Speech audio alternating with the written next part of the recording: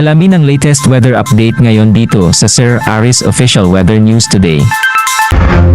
Sa kasalukuyan nga ay frontal system ang nakakaapekto sa extreme northern Luzon at easterlies o yung mainit na hangin galing karagatang Pasipiko nakakaapekto sa nalalabing bahagi na ating bansa. Asahan nga natin itong frontal system na magdadala ng maulap na papawiri na may maulan sa Batanes pati na rin sa may Babuyan Islands. Samantalang easterlies naman na magdadala ng maulap na papawirin, makalat-kalat na pagkulan, pagkidlat at pagkulog sa may Barm, Zamboanga Peninsula, pati na rin sa may Palawan.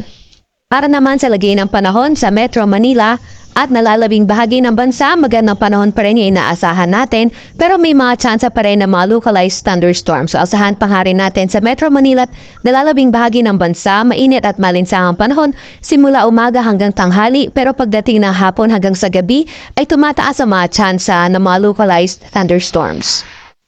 Wala pa rin naman tayong namomonitor na low pressure area or bagyo sa loob or malapit sa ating Philippine Area of Responsibility.